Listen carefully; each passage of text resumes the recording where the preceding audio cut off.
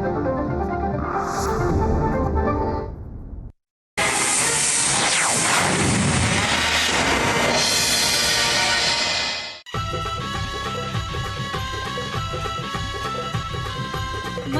ठेवून जिद्द गौरी वचनबद्ध, मनात ठेवून जिद्द गौरी वचनबद्ध, न्याय ही देई गौरी सर्वांची ताई गौरी, न्याय ही देई गौरी सर्वांची ताई गौरी, अन्यायाची दुश्मन गौरी, दुखितांचे जीवन गौरी, संकटास जाऊन भिडते, स्त्री हक्कासाठी लढते, ममतेची मूर्ती गौरी, श्रद्धा धनपेती गौरी, आंधळ्याची होऊन काठी, दुष्टांना दावी काठी, लाचारीवर तरी मात ही दिन दुबळ्या देई साथ ही, समाज सेवक गौरी, समाज सेवक गौरी, वचनबद्ध गौरी. हे बघ भैरव, आपण नोकर माणसं आहोत. आपण आपली पायरी कधीही विसरायची नाही. नाही आधी शिकवलं असतात ना तर हे असं सगळं परक्याच्या हातात नसतं गेलं. तू प्रत्येक वेळेला गौरीला का टोमणे मारतेस ग? मालक तब्येत बरी नाही का तुमची? चालेल, आता गावभर बातमी पसरणार. नाही नाही नाही, साहेबांची तब्येत ठीक आहे, काही झालेलं नाहीये त्यांना. मला कुठे जायचं असेल तर तुझी परवानगी घ्यायला हवी का?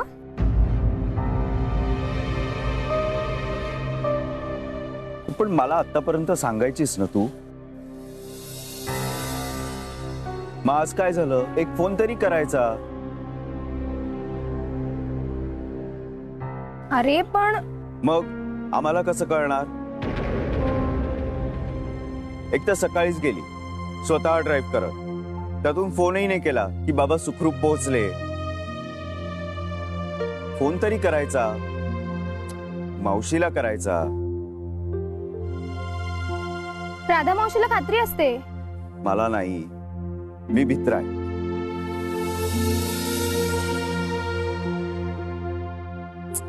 काळजी वाटते ग. कामात लक्ष लागत नाही, सतत मन सैरभैर होत असत. सुचेना काय करावं.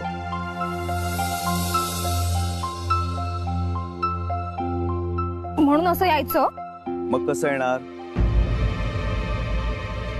50 फोन केलेत पण मॅडम फोन घेत नाही. अरे फोन गाडीमध्येच राहिला होता. आणि आमच्या पायाखालची जमीन सरकते ना. शिवाय मालकांना फोन कसा करणार? सतत वाटत होतं आपलंच काहीतरी चुकतंय. त्या काळजीने डोकं धरलं होतं. अरे पण का? कारण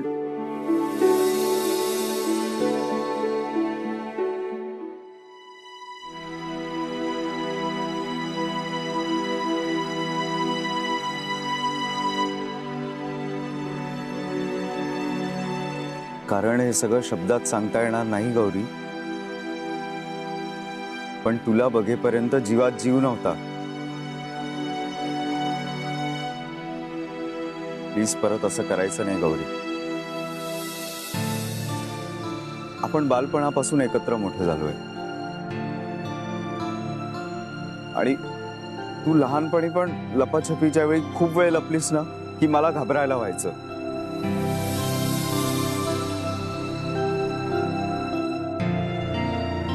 बालपण सरलं पण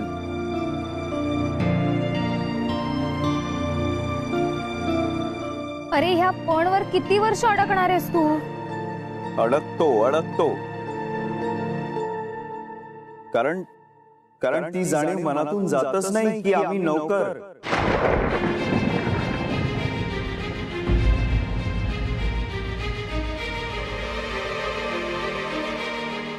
भैरव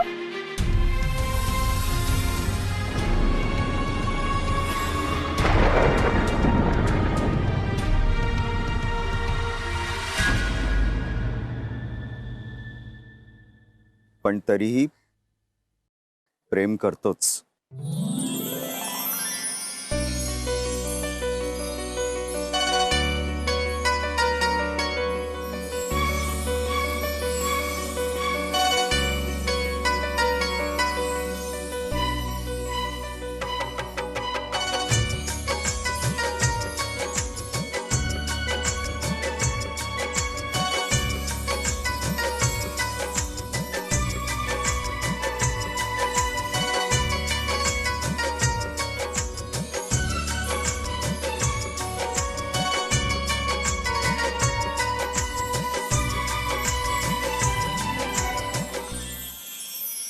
आज शेवटी भैरव मनातलं बोलला. किती वर्ष मी या क्षणाची वाट बघत होते. मला हे भैरवच्याच तोंडून ऐकायचं होतं. भीत भीत का असेना भैरव आज बोलला माझ्याच मनातलं.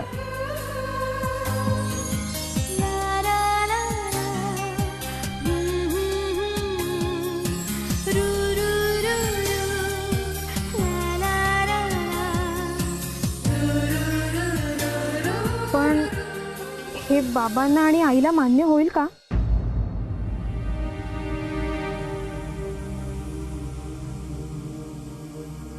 आमच्यातल्या या नव्या नात्याला आई आणि बाबा मान्यता देतील? मी फक्त माझाच विचार तर करत नाहीये ना. पण बालपणापासनं जे मनात रुजलं ते आज ओठांवर आलं. आणि ते खरं आहे. माझंही प्रेम आहे भैरववर. मी काही पाप करत नाहीये. मी समजावीन बाबांना. हा क्षण मला आनंदानं अनुभवायला हवा.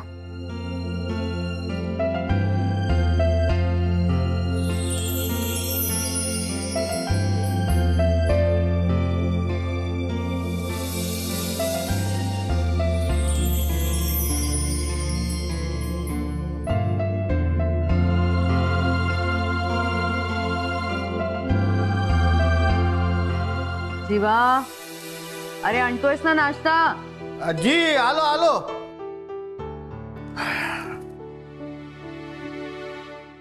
आण बाबा लवकर.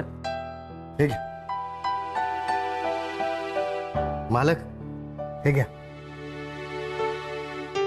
थालीपीठं केली आहेत मालकीणबाईंनी स्वतःहून. तुम्हाला लई आवडतात ना? एवढं खातो का मी? न खायला काय झालंय? आणि हे बघा, खाऊन झालं ना की औषध सुद्धा घ्यायचे. अहो गरम गरम आहे तोवर खावा. हा बरं, जेवायला काय करू? तू जा, मी येते थोड्या वेळाने. तयारीला लाग. जी.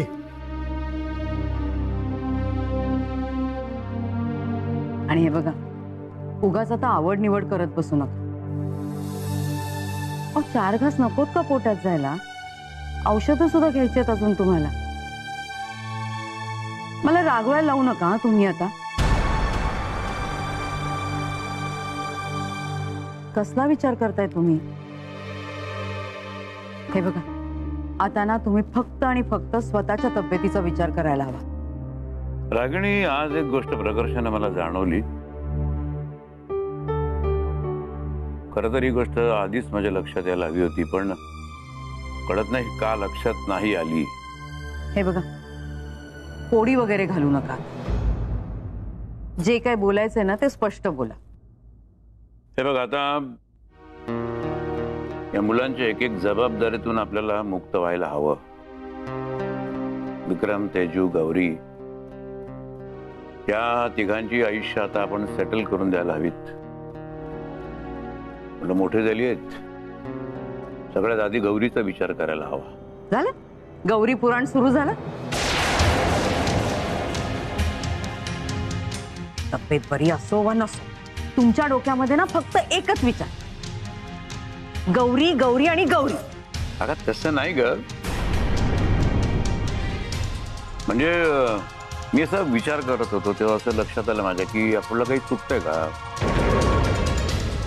मग जाणवलं, अरे म्हटलं आपण गौरीच्या लग्नाचा विचारच केलेला नाही.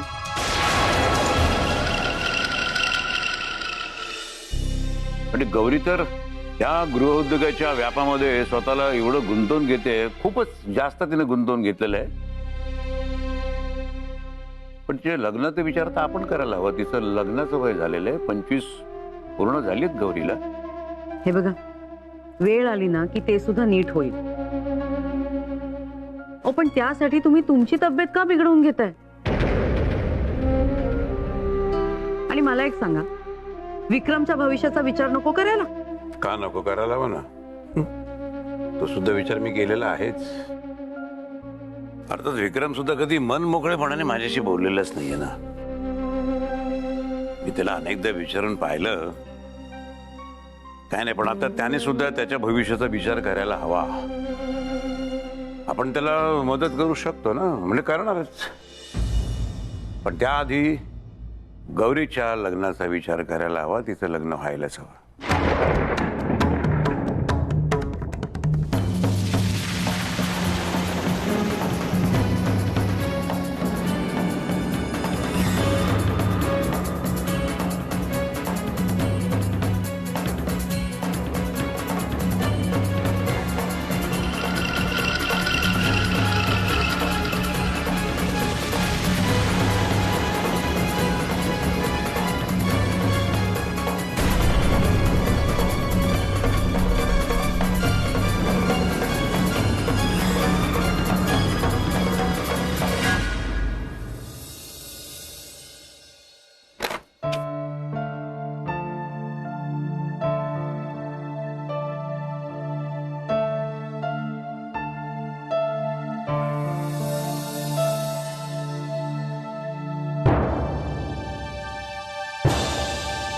मनात काही खटखटत असेल ना, ते बोलून मोकळं व्हावं माणसाला. म्हणजे काय होतं, स्वतःलाही त्रास होत नाही समोरच्याला. अगं काय म्हणतोय मी, तू माझ्या समोरशी अस्वस्थ बसलीस ना, तर मला माझं काम सुद्धा करता येणार नाही. काय झालं? मला ना खूप काही बोलायचं नाहीये, पण जे आहे ना ते खूप महत्वाचं आहे. संपूर्ण नागमोडी वाक्य आहे तुझं, तुझ्या मनस्थितीप्रमाणे. काय ते स्पष्ट बोल ना. मी ना आज भैरवला रागवणार आहे. अगं मग रागव की, मुलगा आहे तुझा तो.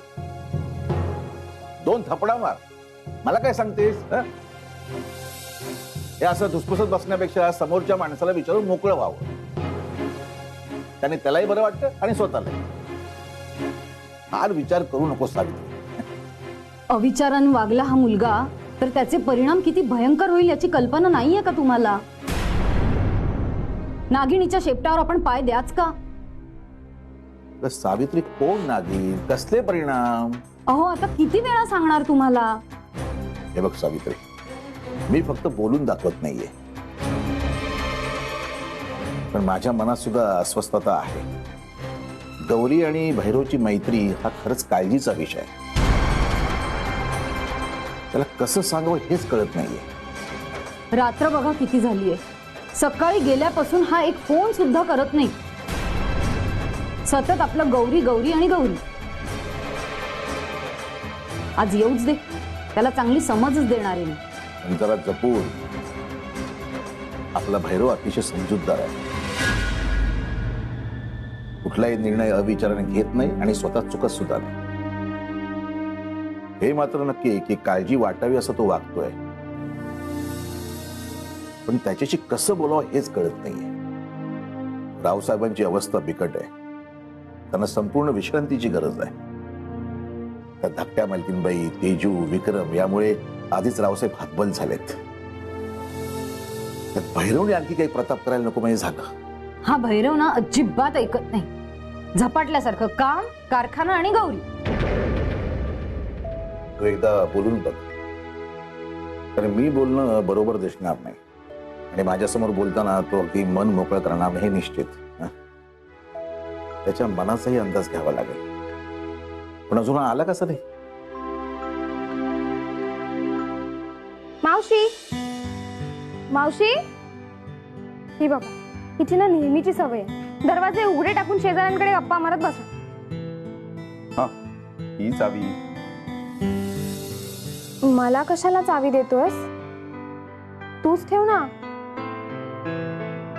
परत मी कुठे कार घेऊन निघून गेले तर मी येईन ना तुझ्या मागे. वचनबद्ध गौरी, मी येईन ना तुझ्या मागे.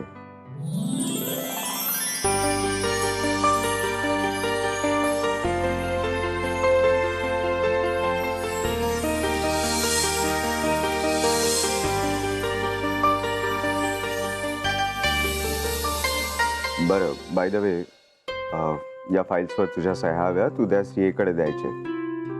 आता कशाला? सह्या आवश्यक आहे. बघ हे कुठले इथे, हां, एक इथे आणि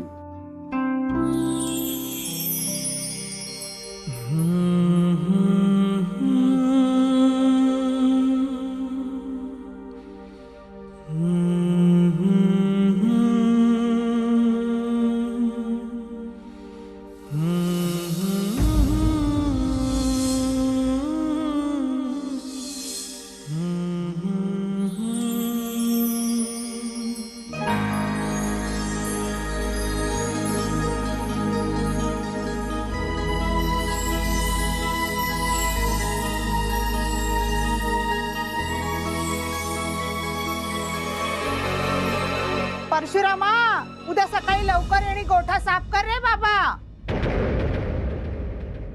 हो. काय भैरवराव, अ, कारखान्यात वेळ कमी पडतोय? काम घरी आणले? हो, ते कामाचा व्याप जरा जास्त होता ना मावशी. तुला घाम आलाय का? हो, नाही ते गरमी फार आहे ना म्हणून. नाही म्हणजे ही फाईल हातात आहे ती?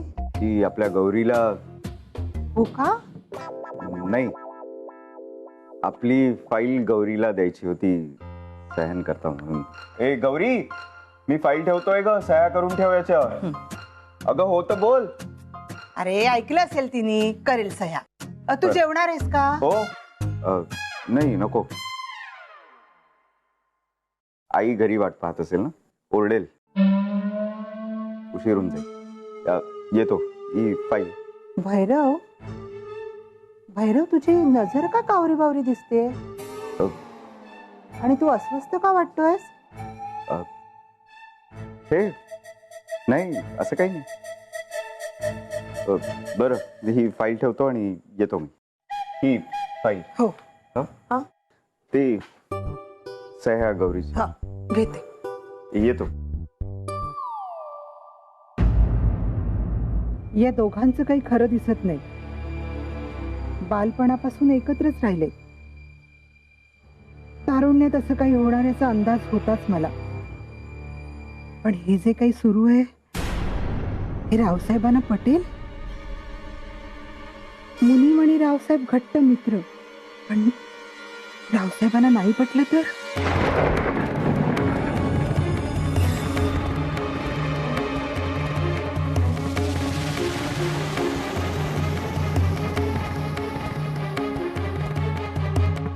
गौरीची जबाबदारी माझ्यावर आहे. काय करू, काय करू मी?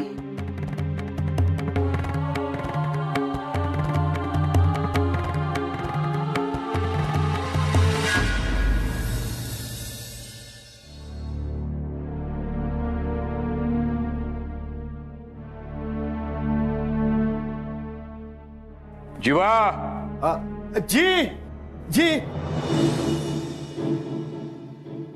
जी मालक. मला सांग, त्याची रोज घरी कधी येते? ताई म्हणजे तप ताई काय करतोय? तर बाबा काय करतोय? विचारायला प्रश्नाचं उत्तर नाही देते तुला. मी काय तुला विचारलंय? नाही म्हणजे तसं कसं सांगता येईल ना, मी काय घड्याळ बघत नाही, पण येतात हे त्या. बघ, उगीच गोलमाल उत्तर मला देऊ नकोस, कळलं का? ती लवकर येते का उशीर येते? सकाळी येते, दुपारी येते, संध्याकाळी येते, रात्री येते, कधी येते? मी सांगते ना, तुझा रे आत. जी. अहो काय हे, नोकर माणसांकडे अशी विचारपूस करतात का? सकाळपासून 4दा तुला विचारलं मी. वचनबद्ध गौरी. नोकर माणसांकडे अशी विचारपूस करतात का? सकाळपासून 4दा तुला विचारलं मी. मी आज दिवसभर घरात आहे, पण विक्रमला आणि तेजूला आम्हाला भेटायचं वाटलं का? अरे बाप दिवसभर घरात आहे म्हटल्यानंतर त्याने भेटायला यायला नको मला? लवकर यायला नको घरी? बरं तुला विचारावं तर तू काय सांगतेस? येतील हो. ते काय नोकरी करतात का वेळेत घरी यायला? असली उत्तरं देतेस तुम्हाला. यापूर्वी सुद्धा तुला मी 3-4दा विचारलं पण तू. तेजूची यायची वेळच झाली. ती बघा आली सुद्धा. मम्मा आज मी जेवणार नाही. खूप खाणं झालंय. मी माझ्या रूम मध्ये जाते. आपली ओळख आहे का?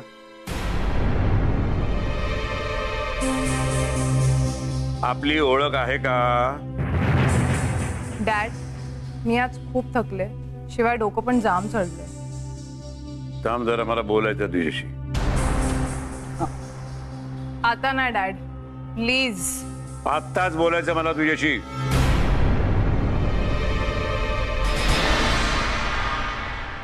तुझं कॉलेज सकाळी 11 ते 3 असतं. मग आता रात्री 9 वाजता तू घरी येते. आज रीमाचा वाढदिवस होता डॅड. उशीर होणारच ना. ते तू मम्माला सांगितलं होतंस? मी बोलले होते मम्माला. मम्मा तू विसरलीस का सांगायला? खोटं बोललेलं मला आवडत नाही. खरंच बोलते मी डॅड. शपथ. बस बस तेजा. मी तुझे सगळे लाड पुरवीन. तू काय मागशील ते तुला सगळं दिलेलं आहे. पण खोटं बोललेलं मला अजिबात आवडणार नाही. आणि मम्माला स्वतः तू खोटं पाडते त्याच्यामध्ये. पण होतो ना उशीर. तसं सांग. खोटं बोलायचं नाही आणि मामापासून काही लपवायचं नाही. ही फर्स्ट अँड लास्ट वॉर्निंग आहे. तुला कळलं?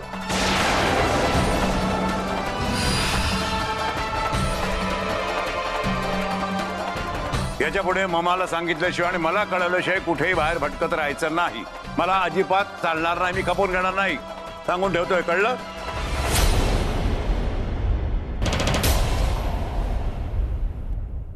जाऊ दे. सकाळी बोलू आपण आता.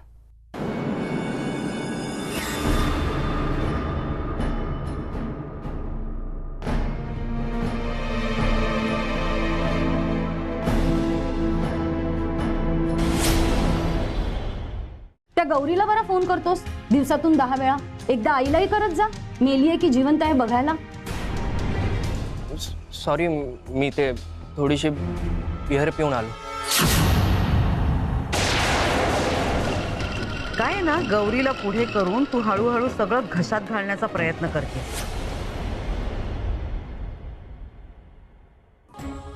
काही काही वेळेला हुशारी फार महागात पडते.